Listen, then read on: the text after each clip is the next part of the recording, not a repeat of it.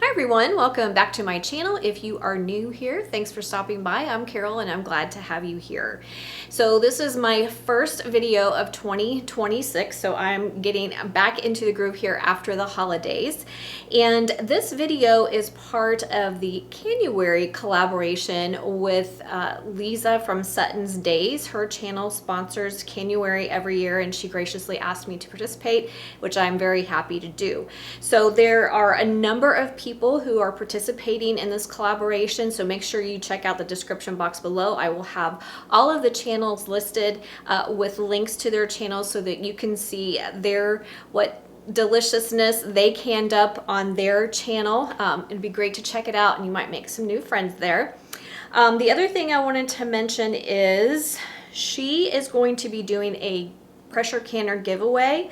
The giveaway will be held live January 31st at 7 p.m. Eastern Standard Time at her channel SuttonsDaze. So make sure that you check that out as well as all the fun with all the other channels for Canuary 2026. So I like to bring you seasonal videos in canning when I can, because there are things we can can all year long, right? So we are in the middle of citrus season, so I thought it'd be a great time to do a video involving citrus. So we are going to be canning up Citrus Vanilla Bean Marmalade. It is found in the all-new ball book of there's my notes. The all-new ball book of canning and preserving. You guys, I love this book. It has a lot of more modern recipes in it with some creative ways to can, maybe a little less traditional than what you find on the National Center of Home Food Preservation, but still all tested, safe recipes. It is a fantastic book and I reference it quite frequently. So if you don't have a copy, get yourself a copy. As an Amazon affiliate, I will have it linked in the description box below, as well as a lot of the other things that I will be using in this video. So always check the description box below my video. And if you use my link to purchase something through Amazon, I make a small commission at no additional cost to you. So make sure you check that out. So this marmalade is different in a couple of ways in that it uses more than one type of citrus. We're going to be using grapefruit, oranges, and lemon. Fantastic, right? You can use, they recommend using navel oranges, but you can use whatever oranges you like. Some of their recommendations are Sky Valley, Cara, they're beautiful navel oranges and they are so good, or vintage sweets, but any type of navel orange will work well here. Navels work great because they don't have seeds, they're typically seedless, and trust me, when you're sectioning, trying to get the seeds out can be a little bit of a challenge. So you're going to need about 4 large navel oranges. Only give the amount or the number of oranges, which can vary greatly from the different types of oranges, and what one person thinks is a large navel may not be what someone else thinks is a large navel. So I weighed mine and they are recommending about 1.5 pounds of navel oranges. You're going to need about 4 large red grapefruit, which is going to be about 3 3/4 pounds. 2 large lemons, about 1/2 pound. You're going to need 4 cups of sugar, 3.5 cups of water, 1/4 teaspoon of kosher salt, and then 2 vanilla beans split lengthwise. And we're going to take the caviar out and stick the beans and let our marmalade, let the beans simmer in our marmalade as we cook it for that delicious vanilla flavor in the background. Now, the other thing that makes this marmalade different, typically when you think of marmalade, you think of the marmalades that have the large strips of citrus peel in them. This one uses a grating technique, so you can use your box grater, or I'm going to use my microplane to grate my orange peel. So for those of you who do not like those large slivers of citrus peel in your marmalade, this is a fantastic alternative. The only other thing I wanted to mention as I was experimenting with this recipe is balls. The term that they use is, their instruction is to bring it to a boil, reduce heat, and simmer 1 hour or until the gelling point. I started simmering mine and I'm like, this is never going to get to the point that it needs to get to. So I cranked up my heat. I think simmering I don't think that that's enough. I think it should be boiling. It doesn't have to be a rolling boil, but it should be consistently boiling to reach that point. Now, as far as gelling is concerned, I know a lot of you have messaged me and said that you have problems with your jams and jellies setting. Marmalades we're not using any added pectin, so it's going to be really important that you bring it up to the correct temperature. I like to be on the safe side, so I always use a candy thermometer to 220 degrees, and that's how hot it needs to get in order to set properly. There are other methods to check for gelling that are also included in this book and other canning books. You can find that information online, other techniques to test for gelling. But in my experience, the best thing to do is just use a candy thermometer, bring it up to 220 degrees, and it's pretty much foolproof when you do that. However, if it does not gel at the end, when you open a jar, all is not lost. Open all your jars, stick it back in a pot, boil it a little bit longer, and reprocess if you want to. I don't typically do that because it's just fantastic as a topping for cake or ice cream. Just as delicious, just a little runnier. So either way, it's not a fail. If it gels, use it as marmalade. If it doesn't gel, just use it as a topping for cake or ice cream. Anyway, that's enough talk. I'm gonna bring you in close and we're gonna get started. Okay, so we're gonna start by zesting our fruit. We need 2 tablespoons of grapefruit zest, 2 tablespoons of orange zest, and 2 teaspoons of lemon zest. I'm going to use my microplane. You could use a box grater if you prefer. So we're just going to go ahead and grate our zest to those amounts. Make sure you don't get any of the white pith. That is what is bitter. All right, there's approximately 2 tablespoons of our grapefruit. And now we need 2 tablespoons of our orange zest.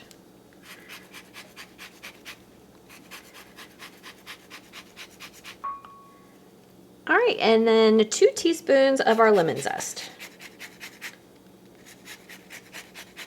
Okay, so now we are ready to section our fruit. So we're going to cut off both ends of our grapefruit, or orange, whichever one you're starting with.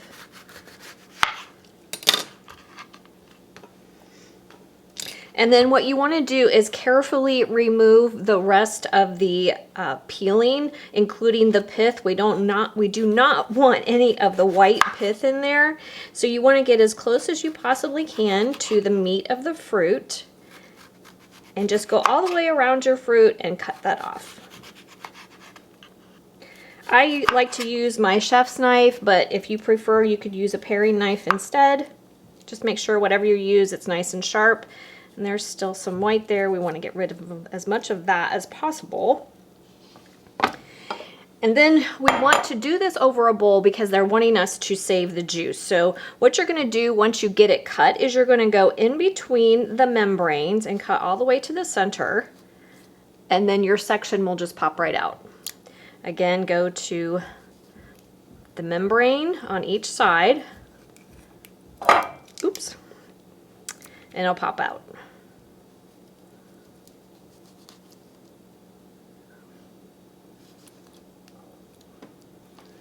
And then when I get to the end, I just squeeze the rest of the juice out. What I'm going to do is what I meant to do. I'm going to put the sections in a separate bowl because those have to be measured separately from our juice.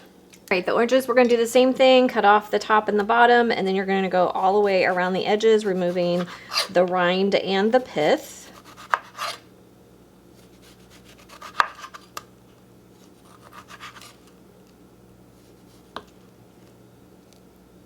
The sharper your knife is, the easier this is to do. And then again, we're just going to do our sections, cut right beside the membrane, cut on the other side of the membrane, and your section will just pop right out.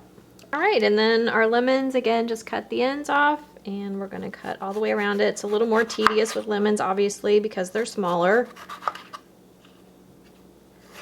A paring knife might work a little bit better for the lemons.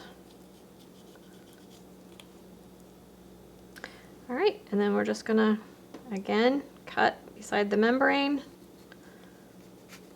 to the other side of the membrane and pull out our section. Okay, so once we section our fruit, we should end up with 4.5 cups of the actual segments. So we're going to take 4.5 cups of our segmented fruit, a 1/2 cup of the juice from our fruit, 3.5 cups of water, 4 cups of sugar, 1/4 teaspoon of salt, all of our zest, so 2 teaspoons of lemon zest, 2 tablespoons of orange zest, and 2 tablespoons of grapefruit zest. And then I nabbed 2 vanilla beans from my homemade vanilla bean extract, and I removed the caviar, so we're gonna put in the bean pods and the caviar from the inside. I want to make sure you get all of that. If you do not have vanilla beans on hand, you could use vanilla extract instead. And you could do that to taste. I would do it at the end. You could add, I would say, approximately 2 teaspoons to a tablespoon of vanilla extract. But I would do that at the end. So there's all of our vanilla bean. We're going to give this a stir. We are going to bring it up to a boil over high heat. Once we get to a full boil, we're going to reduce the heat and simmer for about an hour until we reach the gelling stage. And for marmalade to gel, we need to reach a temperature of 220 degrees. While that's happening, I'm going to get my canner and my jars ready.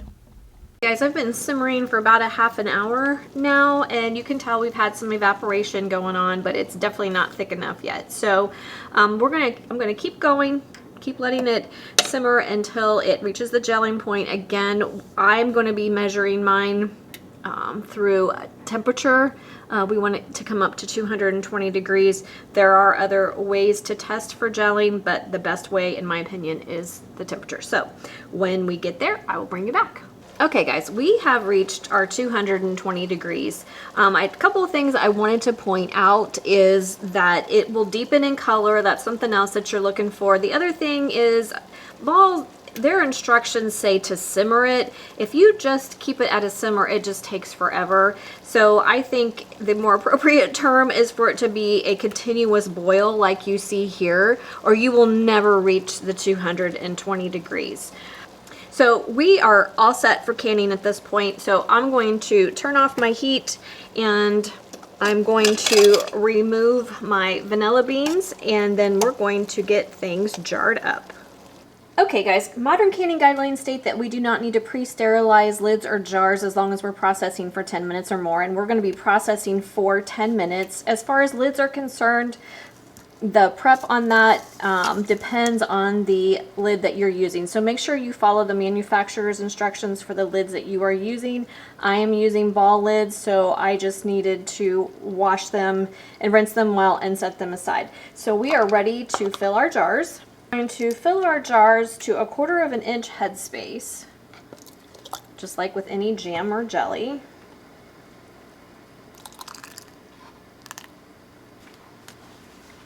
All right, once you fill your jars to 1/4 inch headspace, you're going to use a debubbling tool, plastic butter knife, or chopstick to release any air bubbles. So just poke around your jar, make sure there's no air in there. Now your marmalade will still be quite runny. That's why it's important to use a thermometer. So then you want to use a paper towel dipped in white vinegar to clean the rims of your jars. We don't want anything to interfere with us getting a good seal.